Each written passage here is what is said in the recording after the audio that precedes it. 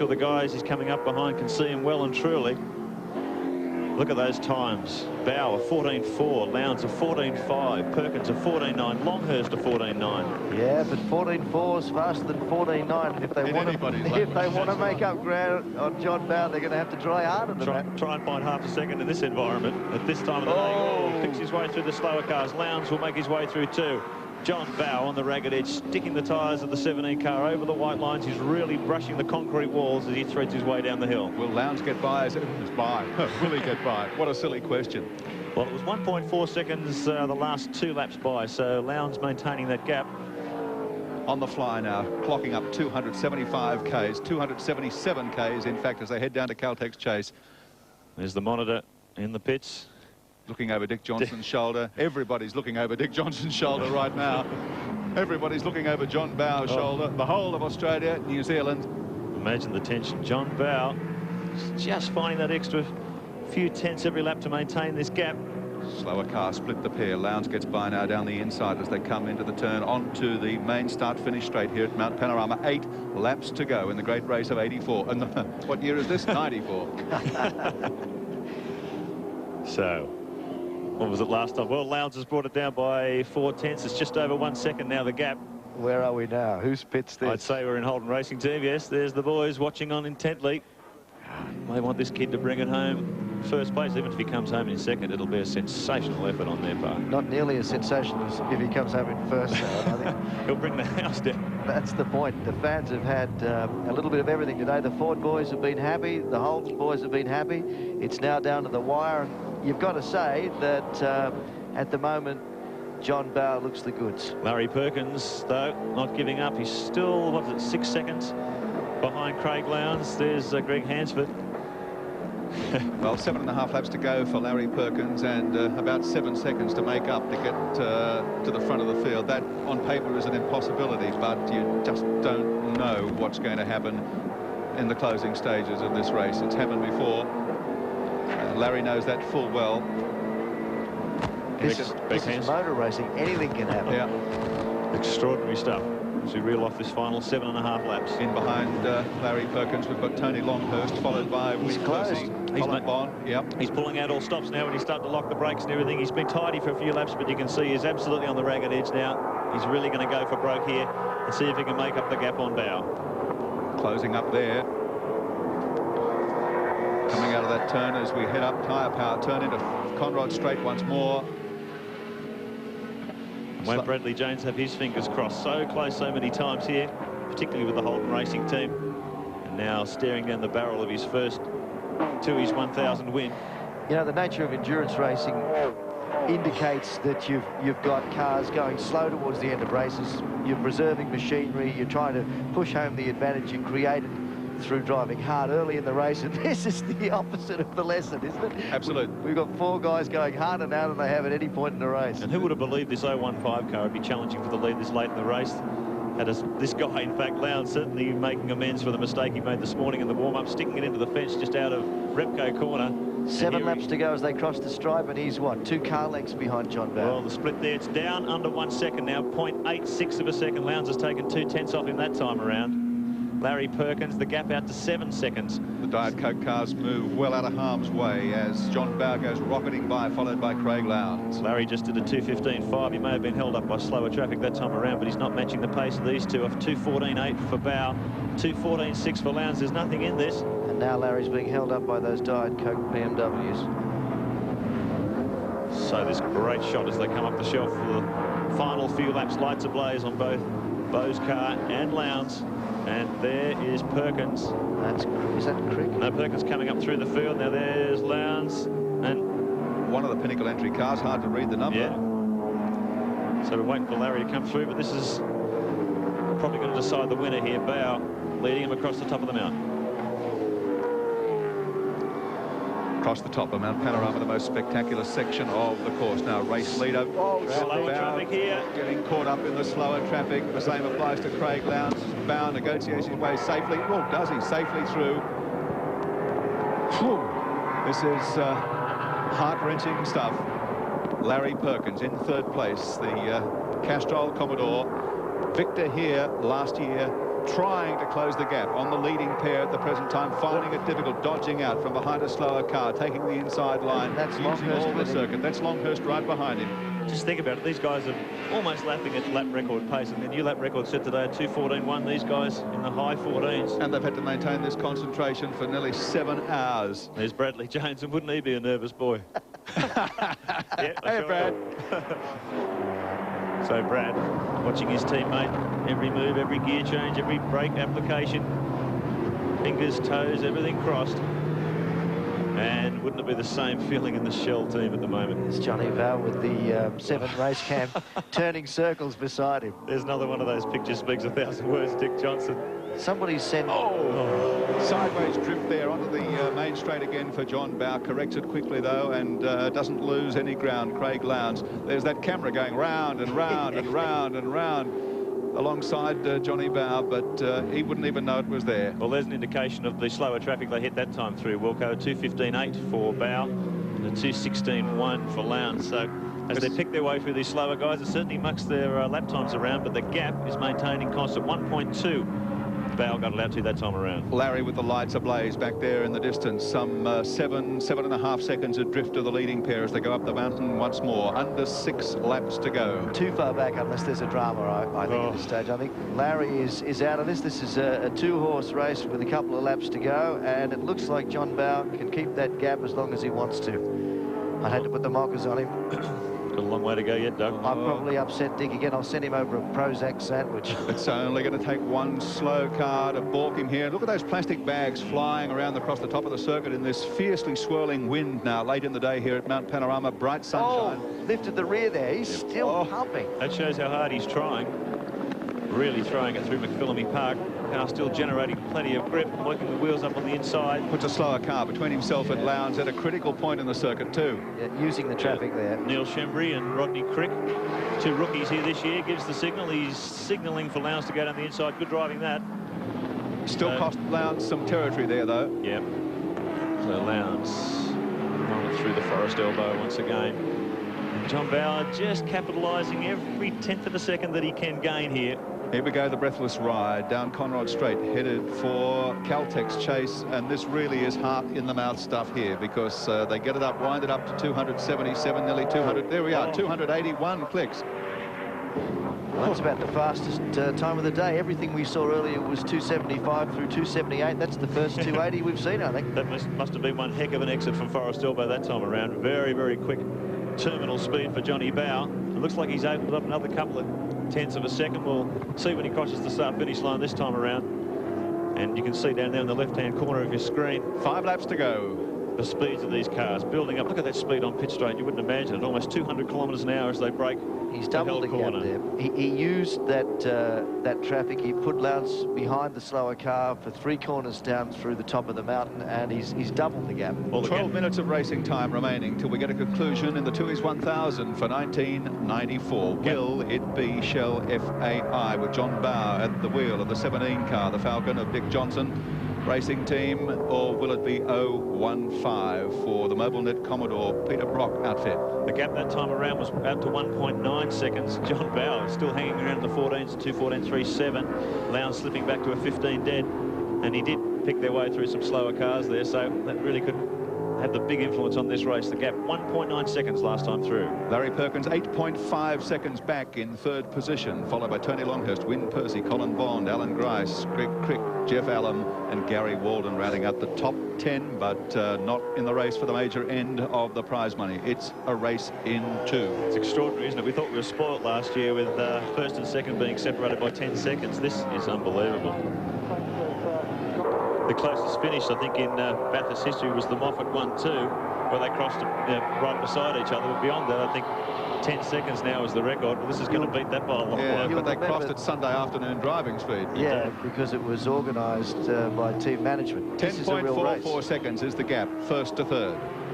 Well, JB's putting in the big ones. Very quick laps here. You can see his terminal speed on Conrod that time around, jumping over the 280 mark. You can really tell he's getting the absolute maximum performance out of this car. There is 3rd and 4th. Larry Cummett increasing fire from Tony Longhurst. Hell of a race here for that slot as well. These guys both back in the 16th at this stage of the race. Here's the man, though, that they've got to beat. Can they do it? Doubtful, but you just don't know. Craig Lowndes giving it everything he's got. What a performance for a very young man. His first outing at Mount Panorama. And the thing to keep in mind too, Wilco, the lead 6 cars are all on the same lap with 4 laps to go. Well, that hasn't been the case in my memory. I mean, it probably has happened, but not for many, many, many a long year. 2.7 seconds now. The gap, JB's put another second on Lowndes there almost. So he's really grinding, sort of rubbing it in here. 2.7 seconds. JB showing superior speed in this critical last handful of laps. John Bowe sets the pace with less than 4 laps to go. Lowndes second in the MobileNet Commodore. Perkins, Hansford still holding down third, just ahead of Longhurst, O'Brien's, Benson and Hedges' entry. Then Win Percy for Coke holding down 5th position. 6th, Bond at the wheel of the Winfield Commodore. Then Alan Grice in the second of the Dick Johnson Shell FAI cars. Greg Crick for Pinnacle Motorsport is in 8th spot. Jeff Allen holding down 9th in the Synovus Falcon. And Trimble and Walden rounding out the top 10 with less than 4 laps to go. The finish for 1994. Race time, we've been going 6 hours, 58 minutes. We've still got 6 cars on the lead lap, covered by less than 1 minute, 1st to 6th. The most cars on the front-running lap at this stage of the race since 1967. The leading car flashing the lights as he heads down Conrod Straight. Car 17, the Shell FAI Falcon. John Bowe at the wheel. Dick Johnson watching our monitors anxiously in the pits. Craig Lowndes in the 015 MobileNet Commodore led for a couple of laps there. Bowe took him again. He's dropped back. The pressure has told. Bowe is keeping up the pace. Just a little brake lock up there, but safely through and heading down onto the main straight. He'll get the 2 laps to go board as he comes round this time. Well, we're talking about a bit of history, Wilco. It has been since 1981 was the last time a Ford Falcon won at Mount Panorama. So the Ford boys are going to have plenty to cheer about. And who was driving it? Dick Johnson. Exactly. 2 laps to go as they come across the stripe this time. John Bowe looking totally confident. He's driving this car as fast as he's driven it all day. 14s, 15s. He's got the car absolutely cranking, and the boss is looking on. Jill is in tears. Dick Johnson and Jill, his wife, looking on in anxious anticipation. Jill does have a few tears in the eyes. What a moment. And the gap 2 laps ago to Craig Lowndes was less than a second. It's now 5 seconds. 5.2, yeah. Well, he's really dropped back quite dramatically. John Bowe still circulating in the 2. He's backed it off to a 2:15.3. Lowndes has slipped back to a 2:17. So looks like he's broken the back of HRT here in these final few laps. So tremendous effort from the Shell FAI team as they peel off this final 2 laps. Fingers, toes, everything crossed as JB steers it toward the checkered flag. There's the man who's worked very hard to get that 015 car into 2nd place today, Bradley Jones. 5 times Oscar champion and continuing to climb up the results ladder at Bathurst. The best he had was 3rd last year. He's looking down the barrel of 2nd. Maybe Brado's turn is yet to come. Slower car here, the Moffat Synovus Falcon. Well, this is holding him up. JB's getting right up behind him. Give me some racing room, please. And he ducks down the outside, I think. Here's Perkins and Longhurst, 3rd and 4th respectively. Oh, Larry Perkins lifting up the front there as he pushes really hard to try and stave off the challenge from Tony Longhurst for 3rd and 4th positions here. Quite a way astern, about 8 seconds behind the race leader. What a great way for those 2 guys to finish the season. Of course, they'll be teammates next year in a Castrol super team. They effectively are now. It was Larry who built the Longhurst car. He'll be wishing he'd put a dud valve in it now. That's not the way Larry operates, and it's certainly proven here today. That car has been so competitive. Last lap board is about to go out for John Bowe. 1 to go, Johnny. Last lap board hanging in there. 6.2 kilometres to go for John Bowe as he peels off the final lap of the 1994 Tooheys 1000. What a race it's been. Well, the good Lord willing and the creeks don't rise. John Bowe is on his way to the first Ford Falcon victory since 1981, I think he said. Incredible, and as Wilco pointed out before, it was in fact Dick Johnson who gave Ford its last Falcon victory on the mountain.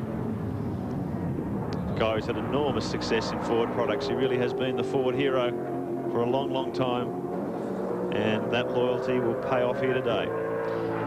I reckon you'll hear the boys going off at the top of the mountain. The Ford fans will be pretty vocal. Well, it's been a pretty dry spell for the Ford boys over the years, through the very difficult years when the Commodores were dominant.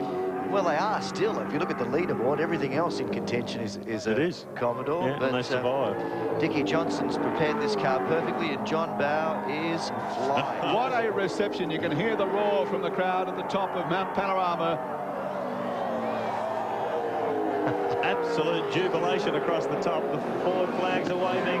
Of course, John Bowe, Dick Johnson combined here in a Ford Sierra to win in 1989 as he just gingerly gets by. You bite your nails when he's going up on the slower cars. They won here in 89 in a Sierra. They're going to win here again today in a Falcon.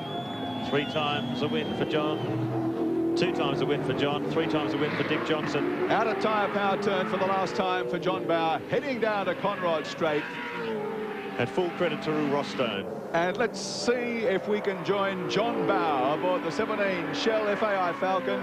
John Bowe, how does it feel? Oh, mate, what a race. What a race. You've got it parcelled up now, son. I think it's taken 10 years off my life. I've just got to say, though, that this car is just the best car that's ever been built in touring car racing. And the Dunlop tyres were just fantastic, and it's just, I mean, it's overwhelming. All that is true, but Dick and yourself have done a mighty job. The checkered flag is out for you. Is the moment. Savour it, John. John Bowe wins the 1994 Tui's 1000. Dick Johnson is absolutely jubilant, as you'd expect. Craig Lowndes and Brad Jones, a great job in 0-1-5 to finish second, holding up the Holden flag. And Larry Perkins, I believe, will come in third. And the gap, 5.7 seconds ultimately between the winning margin. John Bowe and Craig Dick Lowndes. Johnson. The media move in for their post-race interviews, and won't he be thrilled? See, they've really got the double whammy this year. They cleaned up in the Sandown 500. Johnny Bowe at the wheel. He's done the job for the boss again. Boy, no wonder he's got faith in that guy. Second place, great effort that. So close for Brad Jones. You know, big kiss from Bev Brock. And great effort from all those teams. That has been, without doubt, the most sensational Bathurst race I've ever seen. What a wonderful contest. I believe we've got Richard Hay in the pits with Dick Dickie Johnson. Over to you, Richard. Dick, what about that? What about that last few laps? Well, about the last few, I reckon the last 30 is what I was looking at. Well, I bet you wish you were in the car at some stages, didn't you, rather than watching there? Well, I tell you what, it'll be less heart-wrenching being in the car than what it would standing here watching it, I can assure you. But I tell you what, I'd just like to congratulate Bradley Jones and Craig Lowndes. They did absolutely a magnificent job. It was a great contest. And what about JB? Well, what can you say about the guy? He's a Tasmanian, he's got a beard, he's got everything like that going for him. But he's a good guy, he drives very well, and he's a great part of a good team. Another victory in the great race, and you'll be back for more next year? I tell you what, I'll be back here next year with bells on. Thanks, Dick. The smile of a winner. What a great moment. There's the car threading back into the pits to Parc Ferme. And John will be joining the victory celebrations as they head up toward the balcony for those great presentations. Here's the reaction from Dick Johnson as John Bowe crossed the line, sprinting out of the pit bay where he was watching our coverage and jumping onto the top of the pit wall. Not recommended, I tell you. But we'll forgive him this time. A moment of elation and joy. This mountain has been a personal contest for Dick Johnson, going right back to the year of the Rock in 1980, which destroyed his chances when he thought he'd built himself a bulletproof Falcon. Then he came back and won the shortened race after the big prang of 81, and then spent many years in the wilderness, not through any fault of his own. It's just that other teams produced better cars. Came back to win again with John Bowe in the Sierra in 89, and I spoke to Dick in Brisbane a couple of weeks ago after they came back from Sandown, and he said to me, Wilco, look at Jill, will you? I mean, she gets little credit. I mean, all the attention is focused on Dick and John Bowe, and a lot of it this year on their son, Stephen Johnson, because he was debuting in the second car. But Jill is their head timekeeper, and behind the scenes does such an awful lot of work, and I bet that she felt every lap of this race, not just the last 30. You see the tears. That's relief, that's joy. The Ford flags are flying high on Mount Panorama this afternoon. Dick said to me 2 weeks ago, he said, Wilco, get your money on. He said, I've never been so confident. Yeah. I think he's almost on the edge of tears there at the moment, Dick. He's completely overwrought. what a fantastic result. You know, he did it pretty tough at the beginning of the season. I remember up at Lakeside, he was looking so good and got nailed while leading, and then after that they had limited success. But at the right end of the year, you know, their preparation was perfectly timed. Sandown a great result, and this, of course, the crowning achievement. This is the ultimate in motorsport in Australia for an Australian competitor, and I think it was Frank Gardner earlier in the day who mentioned something about buying lotto tickets. This is the equivalent. And look at this sea of people swarming down to the balcony, the Shell flags, the Ford flags, the cheers and yells from the crowd. A sea of emotion as they wait for their hero. Well, these guys are legend, the Johnsons and the Brocks that have been coming here and doing battle for so many years now. They are so well known to these fans. They're like members of the family. They follow their motorsport so closely. And you've got to give it to guys like Dick Johnson, John Bauer, and as I said, the Peter Brocks, the Brad Joneses. They put themselves out for the fans. They make themselves so available. They are so amenable. That's why they get the loyalty, the support that they get. And just think of the conditions they've survived today, fellas. 161 laps, the most treacherous conditions this morning. Unbelievable. Presentation underway shortly. Let's check them out in full on the Shell race score. The winners, Dick Johnson, John Bauer for Shell FAI in the 17 Falcon. Second place, Brad Jones, Craig Lowndes for MobileNet Commodore in car 015. Third place, Perkins and Hansford in the Castrol Commodore car number 11. Longhurst and O'Brien in car 25. The final appearance for Benson and Hedges taking fourth place. Great effort. Win Percy, Russell Engel in the Coke Commodore car 7 finished officially in fifth. Sixth place, Bond Olofsson for Winfield Racing, the only Winfield car to finish. Johnson and Grice in the second Shell FAI car finished in seventh spot. Great result for the team. And here's a great result. Crick and Tony Scott finishing in 8th position. That's in the Pinnacle fantastic. Motorsport NT car 24. Alaman Miedeke finished in 9th. Trimble Walden finished in 10th. 11th place in the race, and first in the 2-litre class went to Paul Morris and Alfred Hager in the Diet Coke BMW. That is a phenomenal performance. So is the 12th spot finish for car 45. Baird and Riley, the second Diet Coke BMW, and car 13. Car 48 rather, finished in 13th. Brooklyn and Blanchard. Smerton and McConville were 14th, and Palmer and Peters finished in 15th position. Out of 16th, car 36, Shembry and Crick managed to finish in the top 20. Good effort that. And 17 was car 12, Jones and Dunstan on the Atmore Mac 3 car, finishing in 18th. 54, Lamont and Golson. In 19th, car 37, Taylor and Bell in the Xerox Holden. And rounding up the 20, car 52, Dillman and Cotter in the BMW. Position 21, O'Brien and Callaghan for Everlast Batteries. 22nd, Wilson Nicholson for McLean Motorsport. 23rd position, McColl and Gazard in the Dairyvale Commodore. 24th went to Brock and Mazira, although they didn't finish. They completed 138 laps before the big mishap for Peter Brock. Kay and Murphy, 136 laps in 25th position.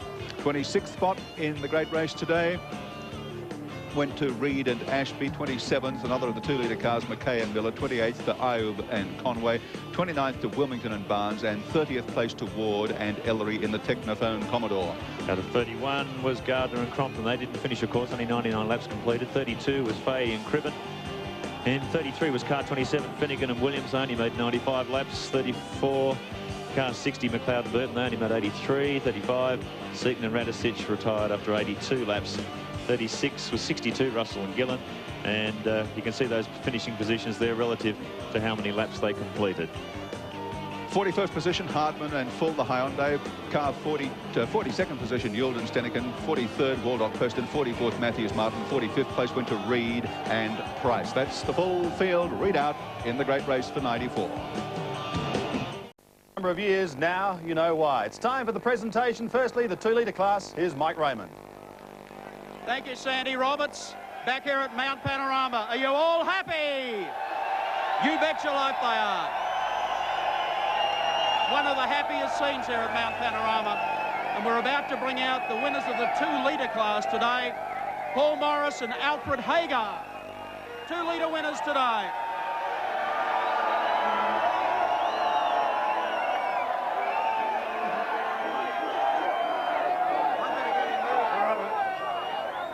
Scenes.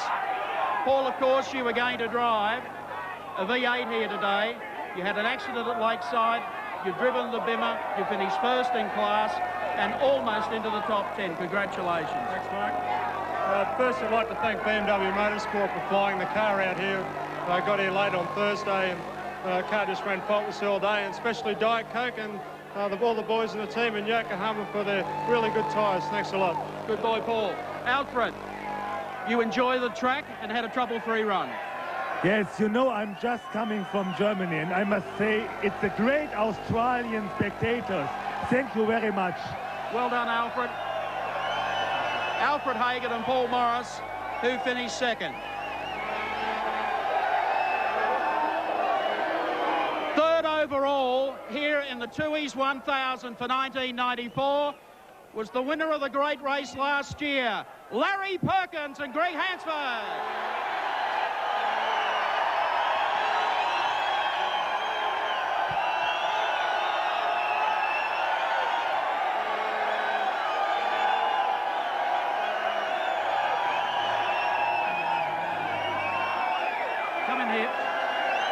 This is almost like winning last year, the reception. Yeah, it's a tremendous reception, absolutely tremendous. I'm absolutely happy as I could be. I mean, we didn't win. I must congratulate Dick Johnson and John Bowe. They did a superb job. And, of course, Brad Jones and young Lownsy, they couldn't have done better. They were superb opposition. And, of course, my co-driver, superb job, Greg. And obviously, Castrol and Dunlop is all did a top job. And lastly, but not least, my team. My car never missed a beat the whole day. Well done, Greg. The boss has given you a huge rap. Yeah, Mike, I just can't believe that there's 4 cars on the same lap again and 15 seconds apart after 1,000 kilometres of racing. Just an unbelievable race. And it's just fantastic to be with Larry again. Thank you. Well done, boys. Congratulations.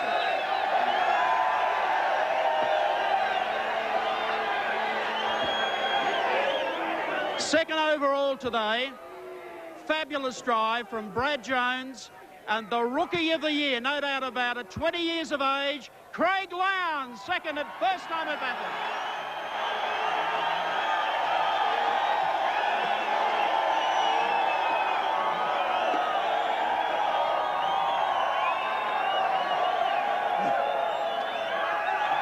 Oscar champ, Brad, how good does this feel?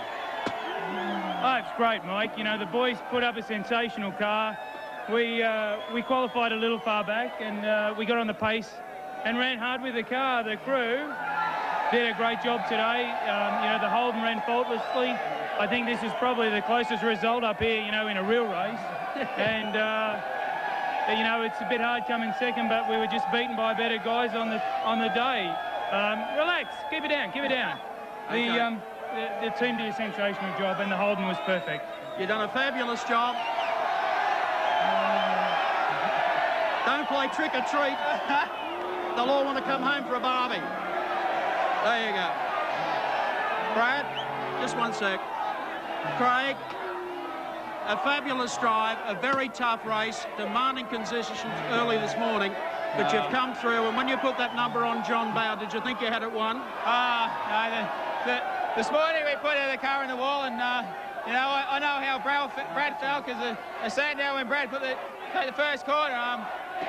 Thanks to the boys putting the car back together. I was down and dumps. I'd like to thank Mobile, Telecom, Bridgestone. The tyres were just fantastic. I'd like to thank Brad, just for a good co-driver. He just drove all well. Well done, boys. Congratulations.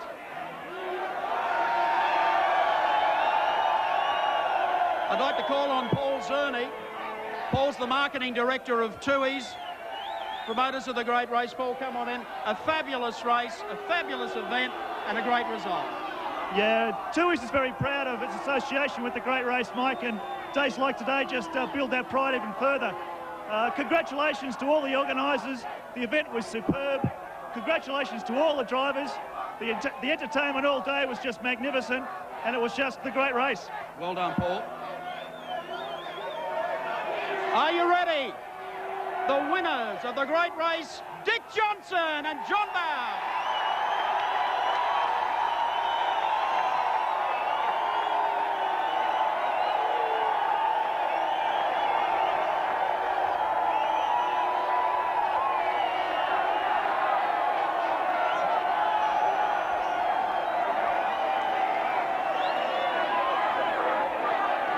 I don't know if there's an experience in motor racing that can probably equate to winning Bathurst, is there? Truly? Absolutely nothing, Mike. Nothing at all. And honestly, I'd just like to say to all our guys for a most fantastic car that they had, to Ross and all the boys, they've done a fabulous job. To Shell and to FAI, and especially to Dunlop, and also to Ford. The best car, it really is. I mean, to think that all these people, there's no booze, they're all here and they're all supportive and they wanted to see a Ford win. Well, it was a hard race, Mike, I tell you what, from start to finish, and that's what this sort of racing's all about. And 5-litre racing is here for a long, long time. Well done, Dick. Thanks. And I'd like to say thanks to my mate here, JB. What a fabulous ride. John Bauer, who brought it on home. Johnny. Thank you, Michael. It was a fabulous effort by all the crew at Dick Johnson Racing, Ross Stone and Jimmy Stone, Les Laidlaw, my mechanic on my car, and all the guys involved in it. It was a fabulous effort. I can't believe how good the car was, as I said.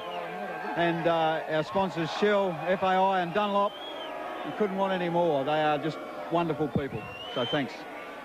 John Bauer and Dick Johnson, the winners of the great race, and a Ford Falcon has won Bathurst.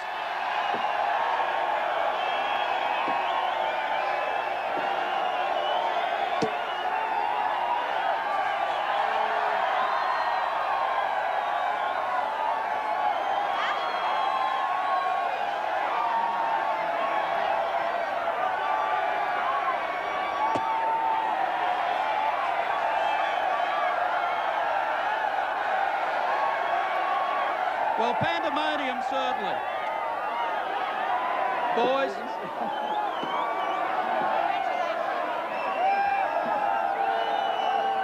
Now I have to call on Paul Zerny to make the presentation, Paul.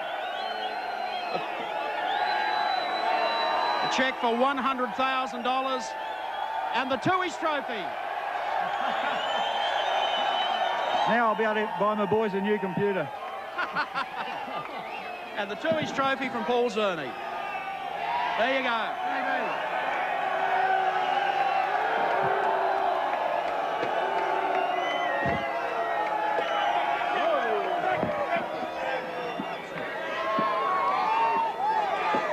Well,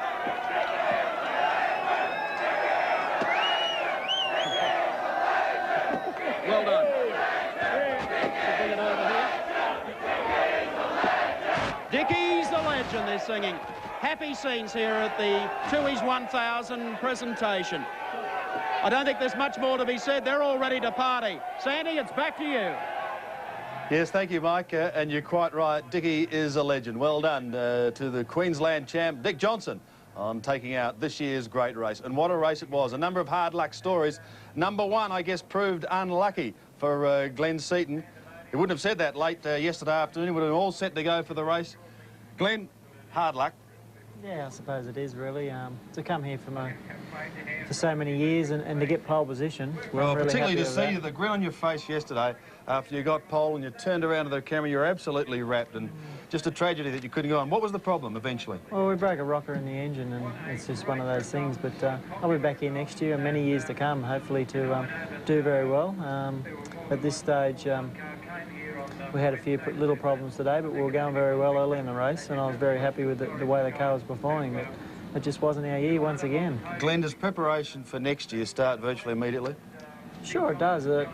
Preparation's always in development. We're always doing all the time. So you've really got to put this out of your mind now and go out there and plan on next year. Naturally, we'll be planning to fix what problems we had today and also previously.